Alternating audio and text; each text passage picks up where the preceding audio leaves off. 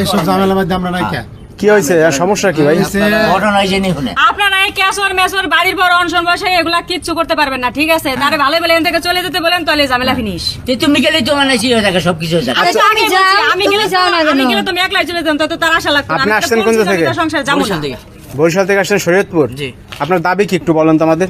আমার দাবি ভাই, আমার বউরে আমি নিয়ে যেতে চাই। এই মেয়েকে কি বিয়ে করছেন আপনি? হ্যাঁ। এই লোক এই মহিলার পড়ালেখা করাইছে, এই যে নার্সিং না কি জানি ডাক্তারি নার্সিং করায়।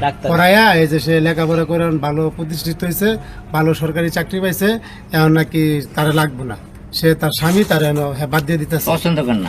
চালাই দেখে হারো মানে বিয়ে হয়েছিল কতদিন বিয়ে হয়েছে আপনাদের? 5 বছর।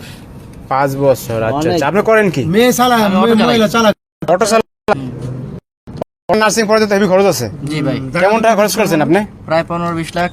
ও মাই গড, জায়গা জমি বেচছেন ঠিকই। হ্যাঁ, পাশাপাশি জায়গা এখন এই অটোলারে বাদ দিয়ে দিতেছে, চিন্তা করছেন মাইয়া মানুষ কত মেয়ে চালাক আছে। আচ্ছা শুনেন, এই যে আপনি কি বিয়ে করছিল এই ছেলে? হ্যাঁ করছিলাম। তা বিয়ে করছেন, এখন মানবেন না কেন? ডিভোর্স দিয়েছেন? আরে ভাই, তখন তারে ভালোবাসতাম, তার সাথে বিয়ে শাদী হয়েছিল, সেও আমারে ভালোবেসে আমার পিছে আর্থিক সহযোগিতা করছিল।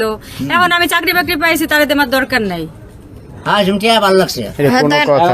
এখন টাকা ভালো লাগছিল, তখন ওই যে নিজে ইয়া করতে কিছু করতে পারতেছিল না, তাই ধরে আর কি মনে করো কইছে গার্জিয়ান কই? গার্জিয়ান আছে? এই কাকা, এই ছেলে যে এখন আপনার পড়াশোনা করতে আছে, তার বউ কিংবা পড়াশোনা করাইছে আপনার মেয়ের, এগুলো সত্য জানেন আপনি? হ্যাঁ, এটা আমি জানি। পড়াশোনা করাইছে, কোর্ট ম্যারেজ করে বিয়ে করছে, এটাও জানি। কিছু কিছু আর্থিক সহযোগিতা করছে, তাও জানি। হ্যাঁ। এখন মেয়ে বড় হয়েছে, মেয়ে যাবে কি যাবে না ওটা আমার দেখার বিষয় না। আসল কথা সে মেয়েই ভালো। বাপটা কিন্তু সোজা, বুঝছেন? সব পেঁচ বাজার লইছে মেয়েটাই।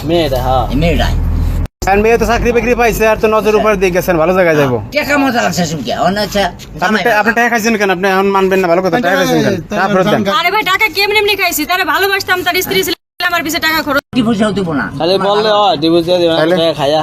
বড় ভাই এখন কি করতেছেন? আপনার সাথে তো যাবে না, করবেন? আমার বউ আপনি নাম মামলা করেন, কি করবেন? টাকা দিতে। এই কাকু, আপনি কি সমাধান করলেন? আপনার বাড়িতে ঝামেলা চলতেছে। আমার কিছু তাই এই মেয়ে কইতে চলে যায়।